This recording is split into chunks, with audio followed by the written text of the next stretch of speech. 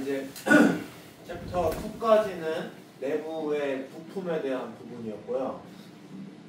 챕터 3는 우리 특히 이 CCR이 작동하는 데 있어서 더불어 MCCR이 작동하는 데 있어서 돌아가는 기본적인 메커니즘에 대한 개념과 특히 MCCR의 특징인 CF에 대한 부분들을 좀 더 중점적으로 한번 봐보겠습니다. 그래서 이제 우리 달톤의 T 또는 서클 T라고 하는 T 포뮬러가 CCR에서는 어떻게 쓰는지, 그리고 솔레노이드랑 오리피스의 차이점, 장단점, 그리고 그 중에 CMF의 특징, 그리고 이거를 커넥션하는 방법들과 셔도툴에 대한 부분에 대해서 이야기를 해보도록 하겠습니다.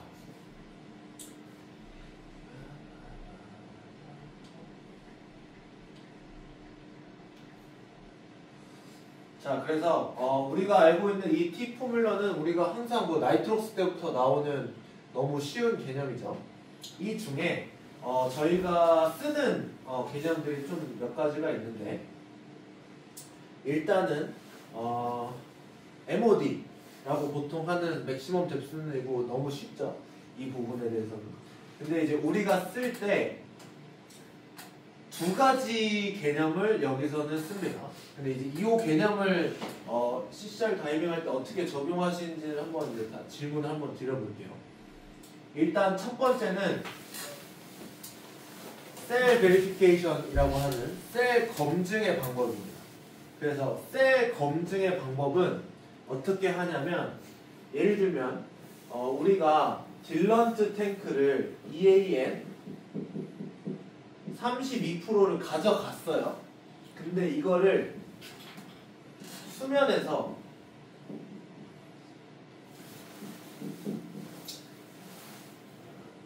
딜런트 플러시를 통해서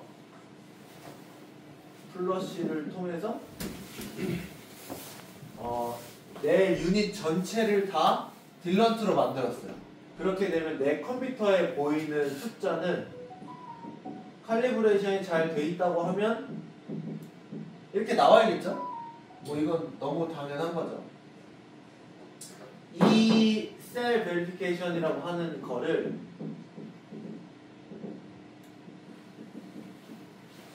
수면뿐만이 아니고 수 중에서도 똑같이 할 수 있습니다. 대신 그때의 이 값이, 이때가 딜PO2가 딜런트 값이 0.32였기 때문에 수면에서 0.32였는데, 만약에 수심이 20m를 갖다 쳤을 때는 PO2 값이 달라지겠죠?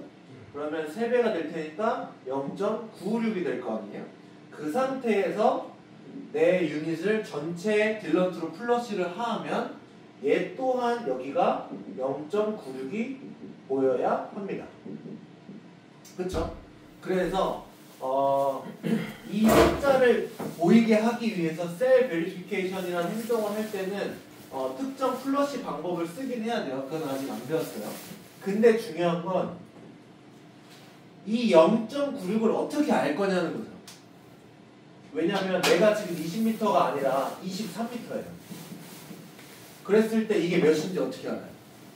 계산기로 두들기면 되겠죠? 그치만 귀찮잖아요. 그래서 이게 컴퓨터에 나옵니다. 아시나요 혹시? 이것도 네? 이걸 체크해야죠. 아니 뭐 오른쪽 누르면 네. 뭘 보세요 혹시? 이런 경우에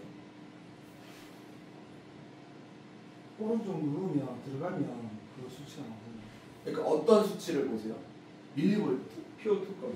PO2 값하고 나오잖아요. 이제 거기서 중요한 게 뭐냐면 오른쪽을 누르면 나오는데, 그때 나오는 값이 총 3가지가 있습니다. 페르딕스 기준입니다. 페트럴 기준입니다. 쉐어워터에 딜 PO2라는 게 있고요. 그리고 PPO2라는 게 있고요. FiO2라는 게 있습니다. 요 3가지의 차이를 정확하게 알고 있어야 돼요. 일단은 딜 PO2라는 값은 무엇이냐면, 저희가 다이빙을 할 때 CC 가스, BO 가스 넣어놓죠. 이 CC 가스가 0.32, 32%로 넣어놨으면 딜PO2는 이 CC 가스에 곱하기 그냥 절대합니다. 그래서 딜PO2 값은 계산 값이에요. 측정 값이 아닙니다. 당연히 수심을 측정한 건 맞지만 내가 넣어놓은 가스에 따라서 곱하기만 해준 거예요. 그렇기 때문에 이때 써야 될 값이 딜PO2입니다. 왜냐면 23m인 경우에도 내가 32%를 넣어놨으니까 0.32에다가 곱하기 3.3을 해줬겠죠? 그 값을 바로 볼 수 있습니다.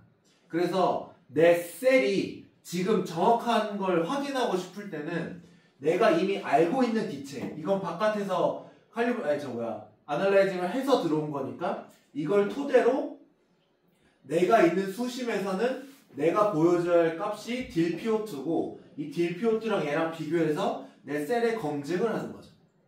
그래서 이때 수면에서 셀 검증은 보통 그냥 내가 블렌딩 잘했는지 분석 잘했는지 확인하는 정도지만 수 중에서의 셀 베리피케이션 할 때는 보통 보팅아웃이 됐을 때, 그래서 보통 이제 이거의 시스템상 3개 중에 하나가 20%보다 더 벗어나게 되면 이걸 노란색으로 버려버리는데 그때 이 2개가 맞는지 이 하나가 맞는지 몰라요 사실은. 그랬을 때 이 셀 베리피케이션을 통해서 검증을 해야 됩니다. 그러려면 이 딜PO2 값을 알아야지만 비교할 수가 있어요. 이 3개 중에 뭐가 맞는지. 그래서 이 딜PO2 값을 아셔야 됩니다. 아셨죠? 요거는 뭔지 아세요? 요거 PPO2. 이것도 오른쪽 누르다 보면 있거든요. 요 값. 지금 현재 수심에서의 PO2가 그쵸? 비슷한데 얘는 평균값입니다. 이 3개의 평균값을 여기에 나타냅니다. 왜냐하면 완벽하게 똑같지 않잖아요 보통. 아무리 칼리브레이션이 잘 됐다고 해도. 그렇기 때문에 이 평균값으로 감압 계산을 합니다. 컴퓨터는. 왜냐하면 3개 중에 뭘 따를지 모르잖아요. 뭐 1번이 무조건 맞아 이런 게 아니라 보팅아웃이 되기 전에는 3개의 값의 평균값으로 PPO2로 값을 아예 설정을 해버리고 이걸 기준으로 감압 계산을 합니다. 컴퓨터는. 그렇기 때문에 이 PPO2는 이제 내 컴퓨터 3개의 값의 평균값이다 이렇게 보시면 돼요. 다만 다이빙 할 땐 별로 볼풀이 의미가 없어요. 왜냐면 평균값이니까 뭐 0.1, 0.01 뭐 좀 다르다 쳐도 뭐 거기서 거길 테니까 값이. 그래서 이렇게 되고 그 다음에 FiO2가 제일 중요해요. 요건 혹시 뭔지 아시나요? 요것은 아마 안 쓰실 거예요. FiO2. 왜 쓴다고? 이제 요게 컴퓨터를 키면은 어디 나가면은 보시면은 이제 맨 처음에 여기 보면 PPO2가 나오죠. 여기 딜PO2가 나와요. 그리고 더 누르면 여기 FiO2가 나와요. 요게 제가 말한 값이에요. 근데 이제 이게 저희는 이걸 중요하게 하기 때문에 요게 이걸 넣어놨어요. 딜PO2랑 FiO2 값을. 왜냐면 이걸 제일 많이 보거든요. 근데 오른쪽 터치해서 보면 너무 오래 걸려서 일부러 여기다 빼놓은 거예요. 띄워놨네. 네, 여기다 띄워놨습니다. 그래서 저 3가지 값 중에 딜PO2랑 그 다음에 FiO2가 제일 중요한데 이 FiO2는 뭐냐면요, 사실은 여기 값이에요. 여기 값. 근데 이 값은 원래 어떻게 구하냐면 예를 들면 지금 현재 20m에서 내 PO2가 0.9래요. 그러면 이게 FO2를 구하면 어떻게 하죠? 보통 0.9 나누기 3 하면 0.3이죠. 그럼 이게 30% 나이트 옵스라는 뜻이잖아요. FO2가 원래 그렇게 쓰는 거잖아요. 다이빙 할 때, CCR 다이빙 할 때 이게 중요한 이유가 뭐냐면, 보세요. 만약에 지금 33m예요. 근데 내 PO2 값이 0.8이에요. 느낌이 어떠세요? 이게 좋은 거 같아요? 나쁜 거 같아요? 그러니까 좋은 거 나쁜 거의 기준은 저산소 기준으로 봤을 때 0.16 이하냐, 1.6 0.16 이상이냐 또는 1.6 이하냐 봤을 때는 아무 문제 없죠. 아무 문제 없어요. 근데 이거를 FIOT로 환산하면 정천식 계산기 한번 해보세요. 0.8 나누기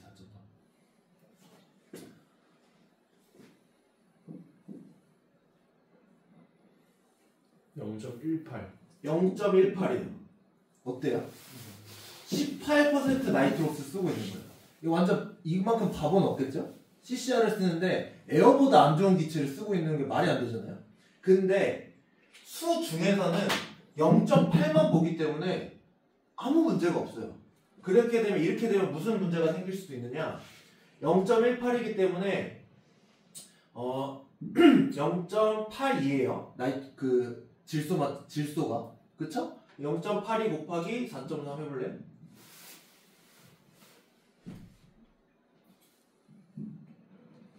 3.5 나누기 0.79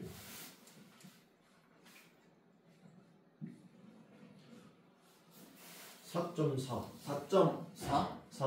4.43이면 3.4네요. 뭐 아직은 심하진 않지만 제호기에 특히 ECCR에서 예를 들면 로우 셋 포인트를 안 바꾸게 해놓은 상태에서 수심을 탔을 때 질소 마취가 올 수 있는 거 있잖아요. 그런 게 이것만 보면 질소 마취가 오는 기체인지 아닌지 알 수가 없다는 거예요. 왜냐면 이 기체가 내가 수면에서 몇인지 모르기 때문에. 그래서 FiO2가 중요한 이유가 뭐냐면 환전했다고 생각하시면 돼요. 지금 제가 이걸 팔 건데 이게 300 위안이래요. 그럼 얼마인지 모르잖아요. 그러니까 한국 돈으로 바꿔야겠죠. 그래서 FiO2는 내가 제일 보기 편한 수면에서의 나이트록스를 보는 거예요. 그렇기 때문에 FiO2를 쓰는 겁니다. 그러면은 계산하고 자시고 할 필요도 없고 생각할 필요도 없어요. 예를 들어 볼게요. 20m인데 감압 중이에요. 지금 올라오는 중에 20m에서 한 1.0으로 했어요. 그렇게 되면 3으로 나니까 3분의 1가 30% 정도 되네요. 그러면 어쨌든 기체는 저거 뭐라 해야 돼? 저산소도 아니고 공기보다 나쁘지 않으니까 감압이 괜찮을 수 있어요. 그치만 내가 감압에 만약에 세게 걸린 경우라고 하면 왜 이걸 쓰겠어요? 기껏 CCR 가져와가지고 농도를 높여야죠. 어쨌든. 근데 1.6만 보면 그런 느낌을 전혀 알 수 없다는 거예요. 그렇기 때문에 그 수심에서 FiO2가 몇인지를 보면 내가 직방으로 바로 알 수 있다. 대신 OC 감압에 대한 감이 있어야 이게 훨씬 더 좋습니다. 그쵸? 20m에서 50% 무는 건 너무 당연한 얘기잖아요. 근데 20m에서 30%를 무고 있으면 별 의미가 없는 수치 같은데? 이런 느낌이 있으면 굉장히 좋다는 거죠. 네. 그런 느낌에서 FiO2가 엄청나게 중요합니다. 그래서 이 수치를 봐야 특히 저희는 MCCR이다 보니까 저희가 들어가기 전에 당연히 로우 PO2, 하이 PO2 대충 그냥 약속을 하고 갑니다. 그런데 안 올라갈 수도 있어요, 사실. 그리고 산소가 좀 모자랄 수도 있으면 수영장에서 산소가 모자란데 굳이 1.4를 맞출 필요가 없잖아요. 되지도 않을 뿐더러. 그렇게 되면 수영장에서 한 0.8을 맞췄지만 5m밖에 안 되니까 그래도 산소 퍼센트가 나이트로스 지금 엄청 높은 거기 때문에 전혀 문제 없네. 이런 식으로 유연하게 쓰기 위해서는 이 값을 알고 있어야 좀 더 이제 편하다라고 보시면 됩니다. 이해되시죠? 네. 그래서 이제 요 세 가지 값 중에 요거랑 요게 되게 중요합니다. 요거랑 요거. 아마도 요거까지는 어떻게 활용을 하지만 요거는 아마 잘 안 쓰시는 것 같더라고요. 안 쓰이죠. 네. CCR에서. 네. 왜냐면 특히 ECCR이다 보니까 뭐 어차피 1.35 자동으로 맞춰주니까 뭐 어쨌든 그럴 수 있긴 한데 그렇다고 보시면 되고 셋 포인트를 혹시 몇몇으로 하고 쓰세요? 로세 포인트를요? 그럼 두 개 다. 뭐 0.7, 뭐 1.6. 1.2? 저는 고성에서 하면은 어디야? 고성? 네, 네. 피치 다이빙 하게 되면은 주로 0.5에서 로우를 0.5 해놓고 네. PO2는 항상 0.7 이상을 유지하면서 써요. 아 일부러 안 쏘게끔. 네. 네. 네. 대신에 이제 딜런트는 50% 기체고. 네. 그리고 이제 포트 다이빙 가면은 로는 0.7이고 하이는 1.6고. 아, 그럼 비치할 때 하이는 똑같이 1.3. 하이는 안 쓰고 안 쓰죠. 로만 써요. 아 로만 수심이 너무 얕나요? 수심이 보통 한 10m 안쪽에서 다이빙하니까 로를 0.5로 하고 0.7 이상 유지하죠. 수심 일단 깊지 않고 그냥 그 상태로 계속 똑같은 수심으로 계속 네. 돌아다니시고 이러니까. 그러면은 0.7에서 0.5 되기 전에 일부러 올려서 네. 쓰시는 거예요? 왜냐면 그럼 되게 자주 누르셔야겠네요. 그래서 제가 보성에서 다이빙할 때는 주로 레버를 써요. 아 CMF가 되니까. 그 다음에 또 딜런트가 이제 50%이기 때문에 산소를 많이 누르는 그쵸. 맞네요. 좋은 저거네요. 그래서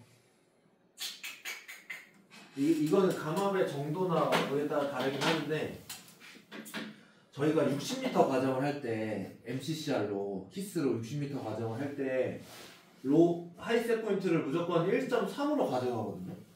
근데 여기서 사실 이제 나중에 나오겠지만 산소에 대한 부분을 고민을 할 때 1.3보다 높은 뭐 그런 걸 할 리는 없지만 어쨌든 높았을 때는 어쨌든 하이폭시아를 고산소를 신경을 쓰잖아요. 그쵸? 산소가 높았을 때는 그러면 산소가 부분압이 1.2 또는 1.1로 낮았을 때는 뭘 고려하죠? 고산소에 대한 문제는 이거보다 적겠지만 대신 거기에 따라오는 게 있잖아요. 따라오는 거. 그렇죠. 뭐가 따라오죠? PO2가 낮아졌기 때문에. 아무래도 뭐 감압 시간이 조금이라도 더 길어지죠. 그렇죠. 감압 시간에 대한 개념이 좀 달라질 거 아니에요. 근데 제가 저번에 그 본부장님이랑 얘기하다 보니까 그게 좀 이렇게 달랐던 게 뭐냐면 저희가 60m 과정을 할 때는 1.3을 놓치잖아요. 그러면 T1과 감압 시간이 너무 많이 차이가 나게 돼요. 근데 저희는 60m 이거 할 때 저희가 레이쇼 데코를 쓰거든요. CCR로. 그러니까 사실 상관없는데 어쨌든 컴퓨터가 애가 못 올라오는 거예요. 놓쳐서. 우리는 컴퓨터보다 먼저 풀리는 다이빙을 원래 하는데 1.3 유지를 못하면 컴퓨터가 감압이 더 세게 걸려버리는 거죠. 그래서 1.3 유지를 하게끔 해요. 우리가 이렇게 정했으니까. 왜냐하면 계획도 그렇게 잡고 갔으니까. 그래서 1.2, 1.1로 떨어졌을 때는 이제 감압에 대한 걸 고려를 해야 되고 높은 걸 선택했을 때는 고산소를 고려를 해야 되는 부분이 있는데 만약에 이제 예를 들면 45m 다이빙을 한다 쳤을 때 에어고 그 다음에 50, 100을 쓴다 치면 50 그리고 50, 100을 이렇게 쓴다고 치면 러프하게 계산을 해보면 0.21이고 수면에서 그리고 여기는 5.5니까 여기가 1 정도 되거든요. 1 조금 넘거든요. 그럼 요 구간 그래서 여기에서 바타까지 여기 구간이랑 그 다음에 여기 20m부터 6m까지 했을 때 여기는 1.6일 테고 여기는 1.6을 곱하니까 몇이 되냐 2가 안 되니까 한 0.7 정도 되겠죠? 6, 5, 6, 3, 0.8 이 정도 될 테고 그리고 다시 여기서 5초로 바꿔보면 1.6에서 위에 보면 1까지 이렇게 구간을 나눠서 치면 여기서부터 여기 구간까지 여기서부터 여기 구간까지 그리고 여기서부터 여기 구간까지 여기서부터 여기 구간까지의 평균 값을 보면 1.3이거든요 다 여기서부터 여기까지 여기까지 1까지 그렇기 때문에 CCR도 똑같이 1.3을 가져가요. 그렇기 때문에 뭐였지? OC랑 CC랑 계획을 똑같이 갑니다. 왜냐하면 똑같은 거거든요. 어떻게 보면 OC 감압에서 CC 감압이 파생이 된 거기 때문에 그 셋 포인트라는 개념도 결국에는 이 개념이 바탕으로 돼서 하이 셋 포인트가 1.3으로 나와준 거고 그렇기 때문에 전체적인 개념이 똑같다. 그래서 이 하이 셋 포인트랑 로우 셋 포인트 아니고 이걸 좀 낮춰서 했을 때는 감압 시간에 대한 고려, 그리고 이거보다 높아졌을 때는 고산소에 대한 고려, 어쨌든 이런 것들을 따져야 되는데 이때 이 개념이 어떻게 보면 이제 곁들여지는 거죠. 왜냐하면 1.3만 가지고 다이빙을 계속 한다 치면 전혀 이건 고려할 필요가 전혀 없지만 1.3보다 떨어지는 또는 내가 그걸 유지 못하는 상황이 됐을 때는 이제 이거를 내가 원하는 값으로 바꿔서 지금 내가 무슨 상태인지를 확인하면 좀 더 이제 좀 융통성 있게 이걸 대처할 수 있는 그런 개념이라고 보시면 됩니다. 그러면은 예를 들어 모드 2나 3를 가정을 할 때 네. 레이시오 데코를 쓴다고 하셨잖아요. 네네. 아까 말씀하신 대로 레이시오 데코보다 컨트롤러가 더 감압 시간이 기니까 그 갭이 있다고 네. 하셨는데 그러면은 그대로 레이시오 데코 감압권 추출해요? 아니면 얘까지 끝났을 때 추출해요? 일단 레이시오 데코로 합니다. 어차피 컴퓨터 무시니까. 예, 무시하고. 네. 그렇긴 한데 이제 그러지 않게끔 최대한 하죠. 왜냐하면 사람에 따라서는 어쨌든 좀 그러면은 성진이는 왜 1.2로 해? 하이세 포인트를? 저요? 저는 뭐 솔직하게 옛날에 내부 쓸 때는 1.3을 썼어요. 썼는데 모르겠어. 내가 감압 다이빙에 대해서 뭐 어디만큼 자주 뭐 더 가고 그런 걸 따라갖고 뭐 어쨌든 뭐 상황에 따라 감압에 노출되는 확률이 조금이라도 더 높다 보니까 뭐 고산소에 노출되고 뭐 아까 말했다시피 저산소가 감압 시간이 길어질 수 있는데 그냥 쓰다 보니까 계속 그렇게 쓰고 있어요. 1.3 특히 뭐 수심을 더 탄다 하면 굳이 제가 1.3으로 써야 할 이유는 없잖아요. 더 노출되는데. 그러면은 레이시오 데코를 지금 상황에서 쓰는 이유는 뭐죠? 이 상황에서요? 또 하이팍식이나 뭐 그러니까 C샵 트라이믹스 다이빙 할 때 이제 지금 레이시오 데코를 쓰는 이유 지금 시점에서. 사실 저는 레이시오 데코를 그때 처음 배웠어요. 네. 그 과정을 할 때. 네. 근데 저는 다 플래너로 그냥 돌리는 다이빙을 원래는 했었는데 일단 제가 느낀 제일 큰 경험은 뭐였냐면 레이시오 데코를 신나게 짜요. 그리고 멀티 데코랑 비교해요. 이봐 똑같지. 이게 가장 큰 느낀 점이었어요. 그러니까 실제로는 멀티 데코를 할 수 있는데 그 계산법을 내 머릿속에서 언제든지 변형을 시켜서 할 수 있고 그러니까 그렇기 때문에 수중에서도 얼마든지 이 이머전시 상황에서 그러니까 플랜이 변경된 거에 대해서 전혀 문제 없이 이제 갈 수 있다. 이런 개념이 어떻게 보면 컸다고 보여졌어요, 저는. 그 레이시오 데코는 어디 거 버전을 쓰고 계세요? GE 거 쓰세요? 아니면 UTD 거를 써요? 걔가 한 게 어디 거 버전인지 모르겠어요. 패트릭이 알려준 그 방식이 그 1대1이었고요. 그리고 45m 기준으로 그리고 저희가 60m다 보니까 45m 기준으로 수심과 시간에 플러스해서 전체 감압체간을 넣고 이제 20m부터 6m까지 시간 이렇게 넣어놓고 배분해서 이제 이렇게 하는 그런 걸로 했거든요. GE 버전 같은데. GE 버전 같은데. 아마도 얘 같은 경우는 GUE 전에 있던 베이스이기 때문에 아마 거기랑 비슷하지 않을까 싶어요. 지금 현재는 GUE 쪽에서는 레이시오 데코를 공식적으로 사용 안 하거든요. 네네네. 안 하는 이유가 뭐냐면은 이제 워낙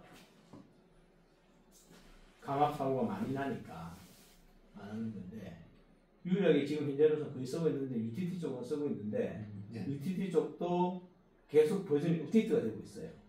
그 얘기 뭐냐면은 레이시오 데코 자체가 그렇게 신뢰할 만한 어떤 전형적인 포맷이 나와 있지 않다는 다른 경우처럼.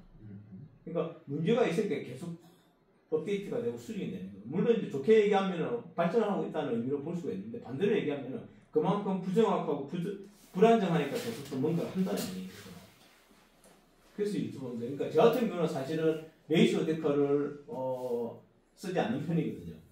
써야 될 개인적으로 이유도 없고 그런 거라서 한번 여쭤보면 그냥 다시 궁금해서 그리고 제 같은 경우는 80포인트를 1.25 쓰는 이유는 저는 어차피 이제 레이쇼 테크는 안 하고 컴퓨터 이제 가이드 물론 플랜을 돌리겠지만 실제 플랜하고 실제 다이빙 행가하고는 차이는 나잖아요. 그렇기 때문에 가장 정확한 거는 지금 현재 내가 다이빙 했을 때 내 컴퓨터 보여주고 감안 정보잖아요. 그랬을 때 물론 1.3으로 하면은 이제 감압 시간이 좀 더 줄기는 하지만은 반대로 얘기하면 어차피 사실 우리가 뭐 40m, 50m, 60m 이내에서 다이빙 하는 건 큰 문제 안 되는데 대신도 탔을 때 문제거든요. 그렇죠. 100m 이상의 다이빙 할 때는 0.1 차이가 굉장히 크게 느껴져요. 그리고 순식간에 훅 올라가 버린 문제 때문에 1.2로 하고 대신에 올라와서 조금 더 감압 시간이 길더라도 밑에서 문제 생겼을 때보다는 위에서 올라와서 편안하게 있는 게 더 나으니까 우리는 이제 1.2, 뭐 1.1까지도 내리거든요. 뭐 120m 가까이 갈 때는 그런 것 때문에 저 같은 경우는 1.1을 하는데 뭐 다 정답은 없으니까 사실은. 제 개인적인 생각은 뭐 감압의 시간은 짧아질 수 있지만 또 위험성에서는 더 노출될 확률이 더 많다 보니까 그런 것 같아요.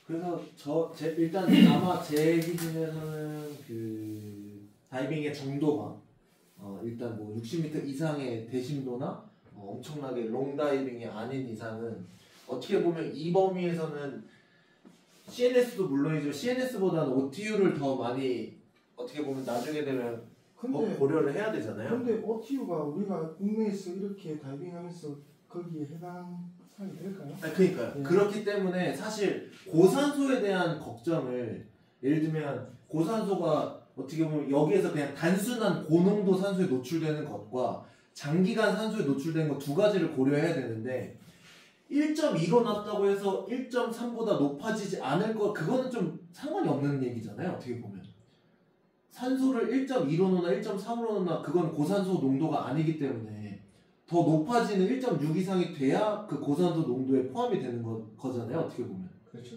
그러니까 1.2나 1.3은 결국 CNS나 OTU를 고려해야 되는 건데 그 범위가 아닌 경우에는 사실은 크게 어떻게 보면 자기 선택이지만 선택인 거죠. 어떻게 보면. 감압을 길게 할 건지 아니면 그냥 산소는 적당히 먹고 감압을 좀 줄일 건지 지금 뭐 그 정도 범위라고 보여집니다. 근데 지금 OTU 정도 고민할 정도 같으면 첫날 만날 케이블에서 좀 장시간 길게 다이빙하고 뭐 그런 사람들 외에는 맞아요. 저희한테 사실 저도 마찬가지입니다. 사실 CCR에서는 CNS나 OTU로 논하는 건 의미가 없어요. 네. 왜냐하면 CCR을 하는 이유가 오픈 서킷으로 감당 안 되는 다이빙을 하기 위해서 CCR을 하는 건데 맞아요. 이미 그 정도 수준이라면 우리가 노아에 나와 있는 그런 테이블에 나와 있는 내용들은 한참 벗어나고 보여드리거든. 그리고 우리가 일반적으로 산소는 내성이 안 생긴다고 하는데 저는 내성이 생긴다고 보거든요. 제 경험이기도 하고 제 주위에도 마찬가지고 CCR 다이빙 오래 하면은 높은 부분압에 굉장히 오랫동안 노출된 상황을 겪기 때문에 그건 저도 영향이 있다고 내성은 분명히 생기더라고요. 그렇기 때문에 CCR 다이빙 오래 한 경우는 어차피 그게 적용이 안 되기도 해요. 현실적으로. 맞아요. 그래서 이제 얘 같은 경우도 얘는 실제로 그 산소 타격으로 인해서 폐가 이제 문제가 겪는 경우들을 겪다 보니까 그 부분을 항상 얘기를 같이 해주더라고요. 사실 저도 겪어본 적이 없지만 그 사람 외국인이 탐사도 많이 하시고 그다음 그 사람이 누군지는 저는 잘 모르지만 뭐 어차피 탐사 목적으로 뭐 개보 목적으로 뭐 많이 하시는 분이니까 좀 더 산소에 미치는 영향 때문에 뭐 고산소를 뭐 많이 그걸 하다 보면 뭐 솔직히 뭐 중추신경뿐만 아니고 우리 눈에도 뭐 거시라는 뭐 그런 영향이 끼칠 수 있으니까 그렇게 하는 것 같아요. 맞아요. 그래서 오히려 얘 같은 경우는 산소에 대해서 굉장히 민감하다 보니까 아마도 비슷한 개념이지만 저희는 뒤에 나오지만 그 항산화 능력에 대해서 중요하게 얘기를 합니다. 사람의 항산화 능력은 무조건 있고 그렇기 때문에 우리는 저산소보다 고산소에서의 커버 능력이 훨씬 큰 거거든요. 사실 1.6이지만 사실 그것보다 높은 농도에 노출돼도 아무렇지 않은 케이스들이 원체 많고, 그리고 거기서 중요한 건 내 몸의 건강 상태에 따라서 항산 능력이 너무 많이 달라지고, 먹은 거, 컨디션, 체중, 비만, 고령, 추위 이런 거에 의해서 항산 능력이 너무 들락날락하기 때문에 오히려 사실 항상 우리 같은 CCR처럼 고산소에 많이 노출되는 경우에는 거꾸로 보면 항산화 능력을 높일 수 있는 행동들을 오히려 많이 하는 게 이래저래 좋지 않을까라는 걸 이제 많이 강조를 합니다. 이건 후반부에 나오는 내용이긴 하지만, 네, 하여튼 그렇습니다. 그래서 어쨌든 이런 부분들이 어떤 다이빙의 범위에서 하냐에 따라서 너무 제각각인 것 같아서 어쨌든 그런 부분들을 잘 활용을 하면 좋지 않을까 싶습니다.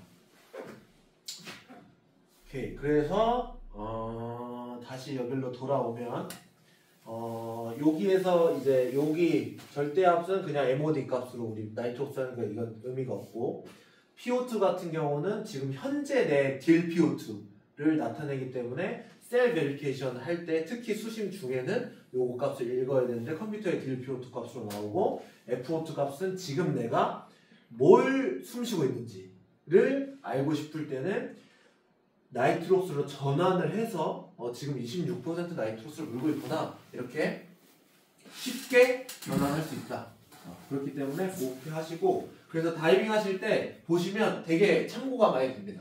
그리고 그러면 감이 좀 더 좋아지는 것 같아요. 그러면 이제 이건 MCCR에서는 장점이라고 보는데 그 PO2에 대한 감이 좋아져요. 이 수심과 이 PO2가 어느 정도 된다 이런 거 있잖아요. 그런 것들에 대한 민감도가 좀 더 많이 좋아지는 것 같습니다. 자, 이게 너무 어렵진 않으신 거죠? 그냥 이제 잘 이게 우리가 잘 보는 항목과 안 보는 항목 그 정도 차이라고 보여지고요. 자, 그리고 이제 ECCR과 MCCR의 가장 큰 차이점인 솔레노이드와 CMF, 오리피스에 대한 부분을 한번 보도록 하겠습니다. 솔레노이드입니다. ECCR은 배터리로 작동하는 솔레노이드를 사용하여 자동으로 산소를 추가함으로써 루프 안으로 설정된 PO2, 셋 포인트를 유지하게끔 해준다. 일부 CCR은 셀 베리피케이션을 위해서 딜런트를 주입하는 솔레노이드를 사용하는 데도 있다.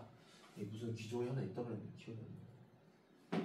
어쨌든 솔레노이드가 작동하면 스프링에 대한 힘을 가하여 산소가 루프 안으로 흐를 수 있도록 합니다. 이 설계는 배터리 사용이 필요하지만 고장이 발생하면 솔레노이드가 닫힌 상태로 유지한다는 것을 의미합니다. 그렇기 때문에 솔레노이드를 MLV에 대한 낙하산 백업으로 사용하는 것이 좋습니다. 그래서 아시다시피 이제 이렇게 산소가 들어왔을 때 여기 시트랑 오리피스가 스프링에 의해서 붙어 있다가 전기가 흐르면 위로 탁 붙어서 이제 흐르게 되는 거죠. 그래서 이 전기적 신호는 컨트롤러에 의해서 내가 설정된 PO2 값 셋 포인트보다 낮아지는 경우에 올라갈 때까지 이제 올리는 그런 역할의 이제 그거라고 보시면 됩니다. 그건 너무 잘 아시는 내용일 테고. 그거에 비해서 MCCR 같은 경우는 이제 오리피스를 사용을 합니다. 그래서 오리피스의 주된 목적은 뭐냐면 신진대사로 사용되는 산소를 그것만 보충을 하는 거예요. 그렇기 때문에 PO2를 사용하기 위해 CMF 오리피스를 사용하고 PO2를 증가시키기 위해서는 MLV를 사용합니다. 그래서 아까 초반에 말씀드렸지만 솔레노이드는 셋 포인트를 유지시켜주는 거고요. CMF는 PO2를 유지시켜줍니다. 어떤 PO2든 간에 그냥 그 값을 유지시켜주는 거예요. 왜냐면 수심이 변하지 않으면 내 체내 신진대사량으로 소모된 양만 CMF가 넣어주기 때문에 그냥 길이까지 하는 거죠. 하나 주고 하나 빼고 이렇게 되니까 PO2가 유지되는 것처럼 보인다 라고 보시면 되고, 그렇기 때문에 다이버는 산소 소비량에 따라 흐름을 설정합니다. 레버가 어느 정도인지 아세요 혹시? 그 흐름량이? 흐름량 한 0.8 정도요? 0.8. 뭐 세팅하기에 따라 다른데 0.6 세팅하는 사람도 있고 내 같은 경우는 0.8을 세팅해요. 니들 밸브 쓰네? 아니면 그냥 오리피스 쓰시는 거 아니에요? 네, 오리피스 쓰는데 바꾸신다고요? 중간압을 조절해서 이제. 아 중간압을 조절하신다고요? 그러면 플로우미터로 체크를 하세요? 플로우미터로 체크 안 하고 이제 처음에 이제 시작하기 전에 잔압을 재고 한 5분 정도 흘린 계산 다음에 값으로? 네, 이제 5분 지나서 줄어든 압력이 있을 거 아니에요. 그 압력을 이제 계산하는 거예요. 그래서 저희 같은 경우는 0.7리터입니다. 그 흐름량 같은 경우는 그래서 0.0035mm의 구멍이 나와 있고요. 고정되어 있기 때문에 흐름량을 조절하기 위해서는 오리피스 지름이 다른 걸로 아예 통째로 바꿔버리거나 그 다음에 중간압을 조절하거나 말씀하신 대로. 다만 그게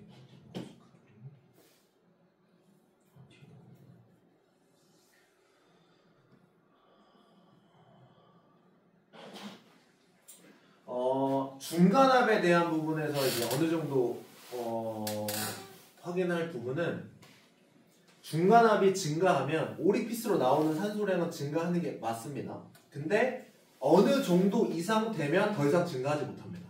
그 값이. 왜냐면 이 오리피스라는 건 결국 이 작은 구멍을 통해서 흘러나오는 거기 때문에 당연히 기체 밀도가 높을수록 많이 흘러나오는 건 맞지만 이 구멍의 크기가 정해져 있어서 여길 통과할 수 있는 분자의 수는 정해져 있어요. 그렇기 때문에 결국에 여길 통과할 수 있는 애는 정해져 있습니다. 하이 포인트가 고점이 정해져 있습니다. 그래서 이 흐르는 부피량은 최대치보다 높아질 수는 없다. 이 구멍의 크기가 아무리 중간압이 높다 쳐도 다만 우리는 그 안에 중간압에서 조절하기 때문에 중간압을 높이면 높아진다. 이렇게 보시면 됩니다.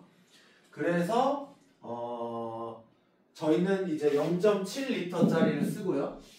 요거를 저희는 이제 예를 들면 레버 같은 경우는 이게 메인은 아니잖아요. 같이 작동하는 거죠. ECCR이랑. 그러니까 솔레노이드랑. 그렇죠. 네. 얘는 상시 작동하고. 그렇죠. 얘는 무조건 작동을 네. 하기 때문에 여기서 중요한 게 뭐냐면 이 흐름량이 나한테 맞는지를 알아야 돼요. 그렇겠죠? 근데 두 가지가 있어요.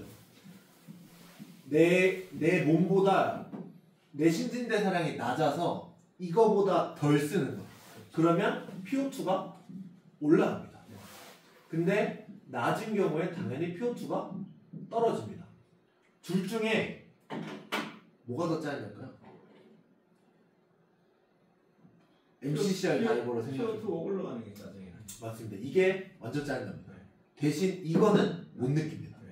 왜냐면 저희는 원래 눌러요. 네, 그렇기 때문에 이건 안 맞춰진지 느낀지 그걸 진짜 내가 5분, 10분 동안 수신 갖춰놓고 이렇게 했을 때 떨어지면 떨어졌네 이렇게 느끼는 게 거의 어려워요.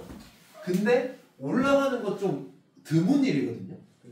왜냐면 떨어지면 떨어졌지 올라가는 거 쉽지 않은데 이러면 오리피스가 너무 세구나 이렇게 느낄 수가 있습니다. 그래서 대신 저희는 플로우미터로 굳이 체크하진 않아요. 왜냐면 이거가 완벽하게 정확하지 않더라도 쓰는데 그렇게 문제가 없거든요. 막히지만 않았으면. 그렇기 때문에 아까처럼 조립하기 전에 틀어서 소리만 확인합니다. 근데 만약에 진짜 제대로 확인하고 싶으면 일단 다이버를 외부에서 루프를 물게 하고 그 다음 PO2를 적당히 올려놓은 상태에서 뭐 상관없죠. 다 틀어놓고 숨을 쉬게 계속 합니다. 그래서 PO2를 관찰합니다. 10분 정도. 그랬을 때 떨어지나 올라가나 그거를 보면 됩니다. 다만 너무 안정된 상태이기 때문에 운동량이 높아지면 당연히 신진대사량이 높아져서 PO2가 좀 떨어질 수도 있어요. 그렇지만 그거가 범위가 엄청 크지 않아요. 엄청나게 운동량이 치솟지 않으면.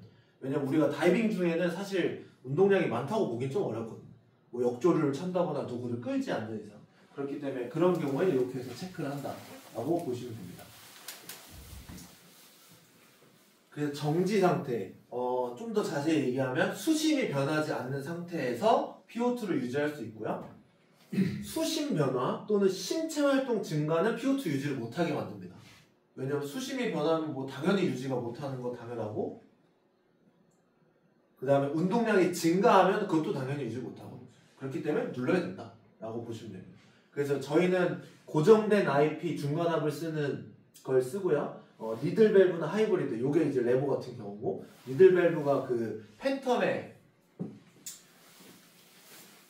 그 이름 뭐야 갑자기 또 제미나이 그 짝퉁 그거는 이제 니들 밸브를 사용을 합니다.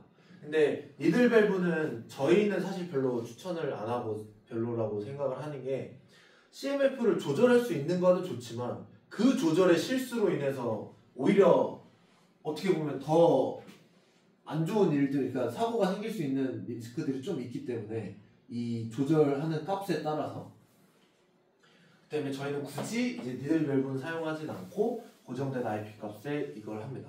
그렇기 때문에 저희 1단계는 기본적으로 중간압이 10바에 나오고요. 그렇기 때문에 리미트가 90m입니다. 90m가 주변압이 10이니까 10바보다 높으면 이론상 나오지 않기 때문에. 근데 이론상도 마찬가지로 굳이 나올 필요가 없기도 하고 너무 수심이 깊기 때문에. 그렇지만 어쨌든 이제 그게 문제가 될 수 있어서 이제 그렇게 된다라고 보시면 됩니다. 밸브가 기억 안 나는데 올림피스를 그게 막는 게 있잖아요. 막는 게 두 가지 방법이 있지. 네. 올림피스를 막거나 맞구나. 아니면 하고. 얘 같은 경우는 얘는 얘는 1단계 막는 거 저걸로만 해결. 저 호흡기로만 그 대체를 해요. 어떤 걸 막? 오리피스 자체를 안 나오게 막으시는 거? 자체 얘는 아예 그 막을 수가 있어. 막을 수 있는. 얘는 그런 건 없어요. 얘는 메뉴 블록 안에 들어가 있으니까 못 막지. 따로 막을 수 있는 방법은 없습니다.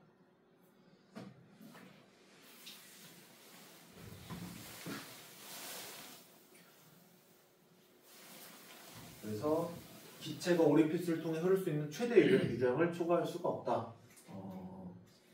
그러나 기체가 압축돼 더 많은 분자가 존재할 수 있다.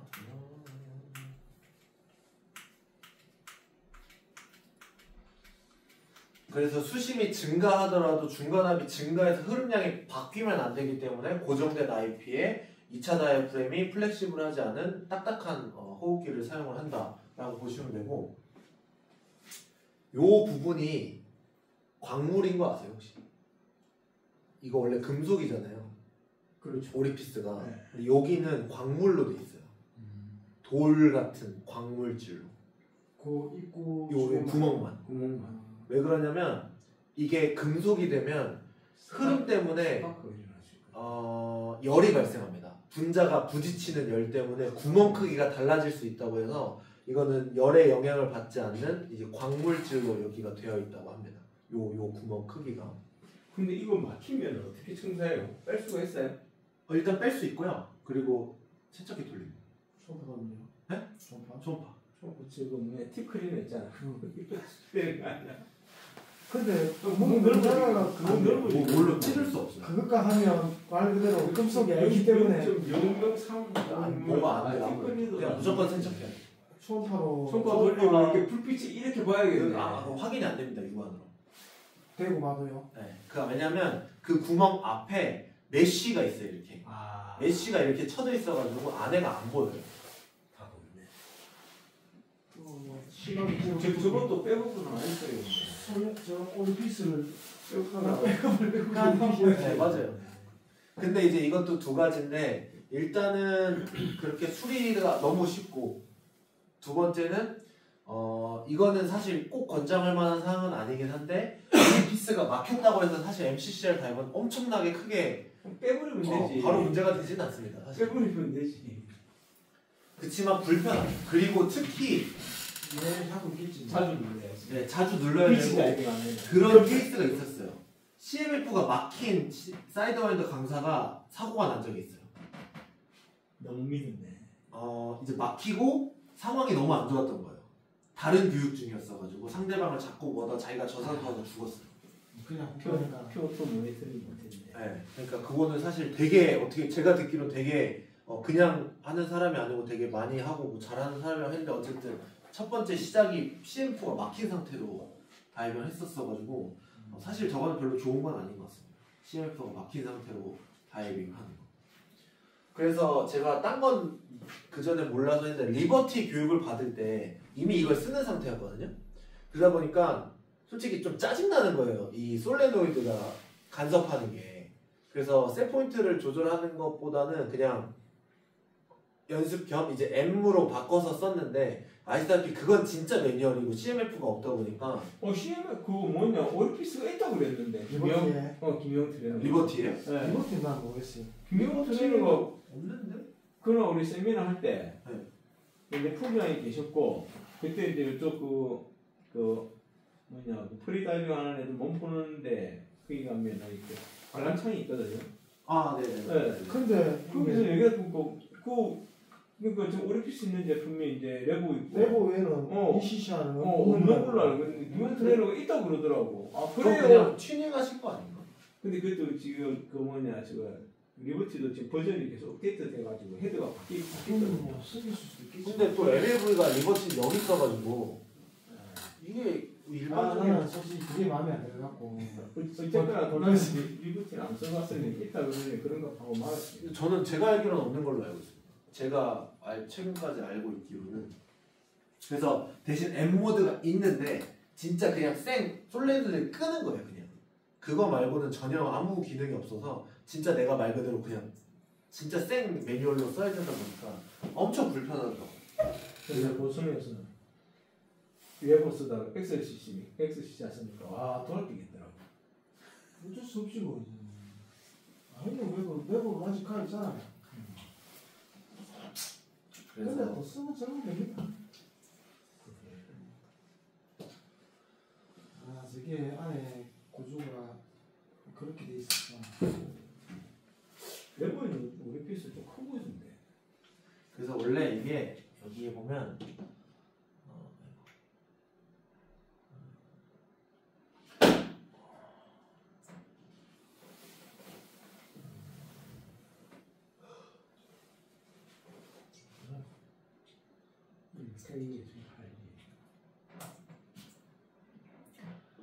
이게 이제 여기가 이런 블럭들 파는 데거든요.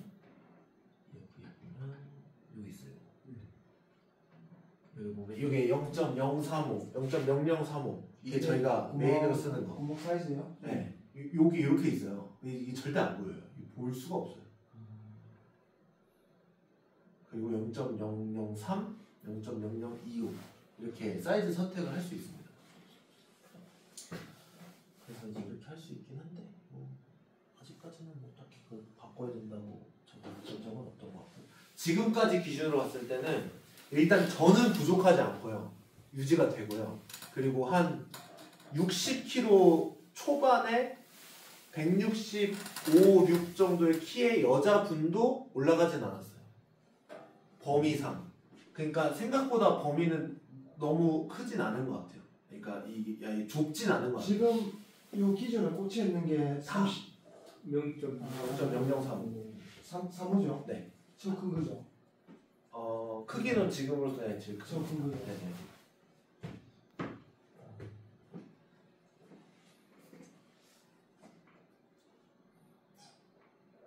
그래서 라피스를 보시면 되고 네. 마지막은 이제 연결하는 부품들 이제 잘 아시다시피 QC6 호흡 기체를 쓸 때는 QC4는 몰라가지고 QC6를 많이 쓰시죠? 저희는 사실 쓸 일이 없습니다. 저희는 뭐 딱히 쓸 일이 없어서 그렇긴 한데 어쨌든 호흡 기체를 쓰기 위해서 특히 BOV나 또는 이제 오프보드로 BOV에 연결해서 이제 다른 기체들을 꽂았을 때 좀 팀원들끼리 이렇게 공유할 때 뭐 이제 다 같이 돼 있으면은 당연히 좀 편한 부분이고 옴니 스위벨 같은 경우는 저희도 끄트머리 ADB 꽂는 데가 다 옴니 거거든요. 여기 요런 것들. 근데 솔직히 좋은 건 모르겠고 요 끄트머리가 좀 으그러집니다. 이게 황동이다 보니까 저게 쓰다 보면 이게 좀 생기는 게 있더라고요. 이거요? 네. 네. 그래서 뭐 딱히 저거는 그리고 특히 저거 클럭돼 있는 경우는 진짜 불편해가지고 진짜 원터치로 빼기 장갑 끼고 있을 때 굉장히 불편하고 이제 마지막은 이제 셔도 프레프 이게 이제 선택의 기로인데 이제 제가 이 교육을 들을 때 항상 하는 얘기가 맨 처음에 셧오프 밸브를 뭐 뭐래더라 쓰다가 10명 중에 뭐 7명이 쓰다가 한 명이 죽어가지고 그 이제 죽은 얘기를 들으면 이제 10명 중에 5명이 쓰다가 또 그것 때문에 사고가 난 걸 듣고 뭐 점점점 쓰다가 결국에는 대부분 안 쓰게 된다. 이런 사이드와인더 기준으로 봤을 때 얘기를 하는데 크게 봤을 때 저희는 셧오프 밸브를 쓸 수 있는 곳이 두 군데가 있는데 일단 첫 번째는 여기에요. 이 ADB 호스가 여기에서 페일이 좀 많이 나요. 여기에서 그 음압 체크 할 때 페일이 많이 나고 그리고 그러려면 여기다가 겉에다가 BC를 꽂아버려야 음압 체크가 실패를 안 하거든요. 그러다 보니까 그런 경우를 그냥 처음부터 차단하기 위해서 그리고 이제 이거 뭐 쓰는 사람에 따라 다르긴데 어쨌든 ADB가 지금 제멋대로 작동 특히 자세 때문에 이거 때문에 뭐 작동하는 게 싫은 경우에 이걸 이제 끄는 거죠. 그거거나 아니면 산소 라인에 겁니다. 산소 라인 여기에 이거는 여기 말한 것처럼 기체 흐름을 빠르게 멈추기 위해서 그러니까 저거의 유일한 이유는 산소 인터널 붐일 때 내부 폭발이 산소로 일어났을 때 밸브 잠그는 것보단 이게 빠르기 때문에 이제 요거를 사용을 합니다. 자, 그런데 두 가지가 다 문제를 일으킬 수 있는 게 일단 ADB 같은 경우는 특히 초보자는 탱크가 열려있고 이게 닫혀있는데 숨이 안 쉬어지면 이제 MAV를 쓰면 되는데 이제 이게 잘 안 되는 거죠. 그리고 또는 손이 쓸 수 없는 경우에 뭐 여러 가지 때문에 굳이 이제 쓸 필요가 없고 또 하나는 산소 같은 경우는 결국엔 닫아버린 상태로 이제 그냥 다이빙을 하게 되는 경우가 생길 수가 있기 때문에 그렇게 추천을 하진 않습니다.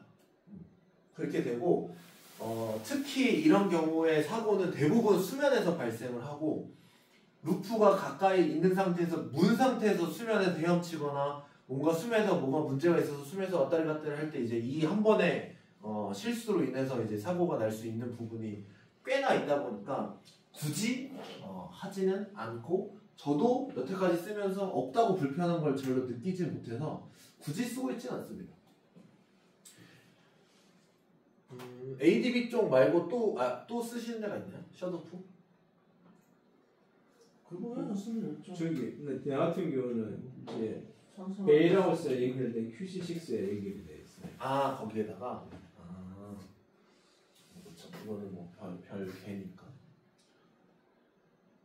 그래서 여기서 보면 굉장히 중요한 건 기능적인 부분이랑 그 다음에 거기서 생기는 단점, 그러니까 이제 취약할 수 있는 부분에 대한 밸런스를 잘 잡지 않으면 이게 무조건 좋다고 해서 사실 다 좋을 수는 없거든요. 그거에 대해서 생각하지 않으면 결국엔 내가 당할 수 있고 문제가 생길 수 있는 부분을 충분히 고려를 해야 된다. 그러니까 DIR에 관련된 내용이라고 보시면 된대요. 모든 게 다 정답이 있는 거는 아니기 때문에. 자, 그래서 팁 포뮬러, 아까 특히 딜피오트랑 FI오트에 대한 값은 이제 한 번 더 잘 보시면 좋을 것 같고, 솔레노이드와 오리피스의 차이점, 특히 이제 오리피스 같은 경우는 PO2를 유지시켜주는 거. 그래서 내일 이제 아마 하여튼 수영장을 가면 근데 그 조금 아쉬운 게 레보 경험이 없으셨으면 좀 더 이제 확실하게 CMF 경험도 하고 그랬지만 또 이제 경험이 있으시다 보니까 뭐 그냥 그런 것도 하시겠지만 어쨌든 수심이 있고 산소를 누르지 않지만 PO2가 유지되고 있구나 라는 것들을 확인하기에 좋을 것 같고, 커넥션 부분에서 저희가 그나마 쓸 수 있는 건 셧오프 밸브인데 이제 이거에 대해서는 단점이 사실 좀 많다 보니까 굳이 이렇게 어지간하면 안 하는 게 낫지 않을까 라고 생각을 합니다. 그래서 저는 셧오프 밸브는 마치 그거랑 비슷한 것 같아요. 저는 개인적으로 레크레이션 다이빙이나 뭐 교육할 때 이건 제가 알기로 필리핀에서 많이 유래된 거라고 알고 있긴 한데, 탱크 조립을 하고 다이빙 전에 탱크 밸브를 닫아두는 거를 저는 굉장히 반대하는 편이거든요. 아시다시피 그것 때문에 사고가 꽤 많이 나요. 탱크를 닫아놨다가 안 열고 들어갔는데 부력 확보 못하고 탱크 못 열고 꼬르륵 해서 사고 나는 게 국내에도 몇 번 있었고 해외에서도 있는 걸로 알고 있는데, 닫는 이유가 제가 알기론 아마도 기체가 날아갈까봐, 풀리플루드에서 기체 좀 모자랄까봐, 그거밖에 없잖아요 사실. 근데 기체가 날아가서 다이빙을 조금 할지언정 그렇게 되면 죽을 일이 없어요. 근데 그거 하겠다고 닫아놨다가 사고가 나잖아요.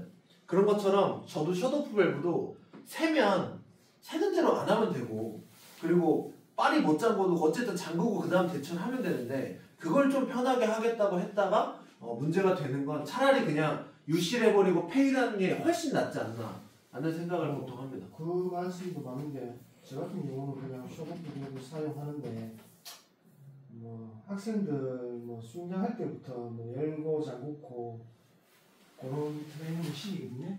근데 그게 뭐 기종마다 약간의 특성은 있어요. 근데 물론 호흡기 좀 만질 수 있고 아는 사람들 같은 경우는 뭐 기구 조절도 할 수도 있겠죠. 근데 뭐 굳이 그 학생들이 뭐 호흡기 전문가는 아니잖아요, 대부분. 근데 이제 상승할 때 뭐 MCCR과 뭐 달리 뭐 들쑥날쑥 하다 보면 뭐 늘어가면 또 ADV 개입할 거고, ADV 개입하면 솔레노이드 또 개입할 거고, 그 뭐 악순환의 연습이 될 수 있단 말이에요, 제 입장에서는. 그래가지고 저는 차라리 어차피 우리가 충분한 볼륨을 확보하고 다이빙을 바텀이 있기 때문에 상승할 때는 굳이 우리가 뭐 올라가는 입장에서는 부족하면 우리가 어차피 뭐 ADD를 누른다든지 뭐 옥시를 누른다든지 그렇게 올라가니까 굳이 숏오프 밸브를 뭐 열어놓으면, X 같은 경우는 좀 많이 민감해요. 다이아프램도 많이 얇고 써보셨잖아요. 그게 뭐 또 JJ 같은 경우는 많이 좀 둔해요. 포지션이 어느 정도 깨져도 뭐 팍 펴지고 그렇지 않은데, 그것 때문에 저는 좀 그렇게 해보니까 많이 저도 편안하게 다이빙을 하고, 학생들도 좀 처음에 이제 적응하기가 좀 불편해 하는데 나중에 적응하고 나면 정말 편하다 해서 저는 그렇게 생각해요. 맞습니다. 그러니까 제 말은 오로지 저희 기종에만 국한된 내용이라고 보시면 됩니다. 왜냐면 우리 기종은 안 쓴다고 불편한 게 사실 거의 없다고 보기 때문에. 그래서 딱 진짜 말씀하신 대로 기종에 따라 너무 차이가 큰 것 같아요. 그래서 아까 제가 물어봤는 것도 얘는 그렇게 우리는 쓰고 있으니까 얘는 그게 없네, 왜 원리 없어요 하면서 그냥 물어봅니다. 맞습니다. 그래서 뭐 되게 방법은 여러 가지가 있는 것 같아요. 자, 좋습니다.